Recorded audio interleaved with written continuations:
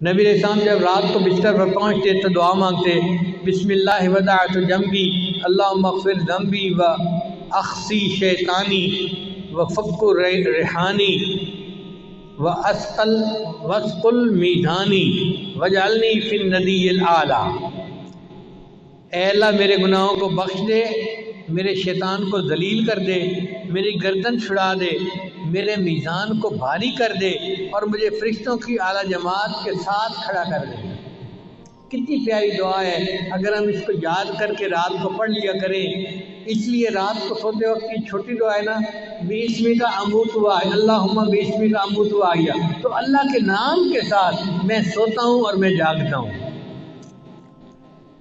نبی صاحب نے ارشاد فرمایا، لا وضوء لمن لم یذکر اسم اللہ، اس بندے کا وضو ہی نہیں ہوتا جو بسم اللہ سے وضو کی ابتدا نہ کرے۔ جیسے فرمایا نا کہ حضور قلب کے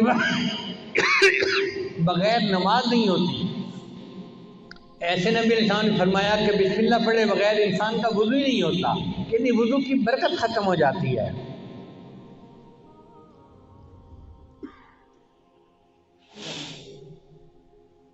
اس لیے سواری پر سوار ہوتے وقت بسم اللہ پڑھنا چاہیے۔ حضرت نوح علیہ السلام کو اللہ نے صرف بسم اللہ کا لفظ عطا فرمایا تھا، وقال اركبوا فيها بسم الله مجريها ومرساها ان ربي لغفور رحیم، تو وہ صرف بسم اللہ پڑھا کرتے تھے۔ اللہ کی شان کہ ان کی کشتی اتنے بڑے سیلاب کے اندر سے نجات پا گئی۔ تو علماء نے نکتہ لکھا ہے، اگر صرف بسم اللہ کے لفظ کے ساتھ نوح علیہ السلام کی کشتی اتنے بڑے سیلاب سے نجات پا جاتی ہے، تو ہم اگر پوری بسم اللہ پڑھیں گے ہماری زندگی ہمارے پریشانیوں کے سیلاب سے کیوں نہیں نجات پائے گی۔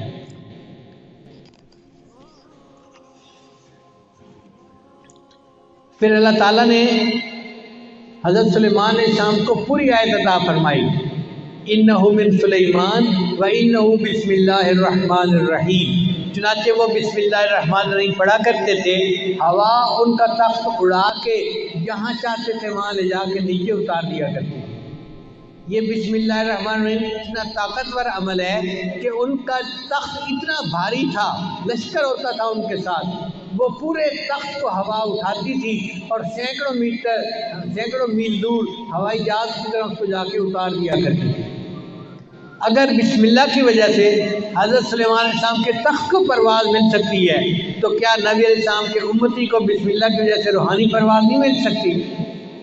تو ہمیں بھی روحانی پرواز مل سکتی ہے اگر ہم اس عمل کو پکا کر لیں۔ اسی حدیث پاک میں ہے کہ جو بندہ مسجد میں داخل ہو وہ بسم اللہ پڑھے، اللہ اس کے گناہوں کو معاف فرما دیتے ہیں۔